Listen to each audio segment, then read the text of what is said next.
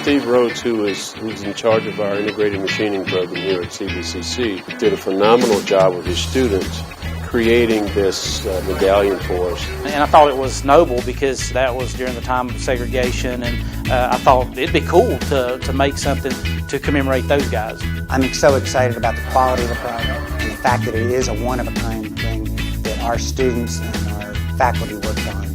It's a beautiful piece of work.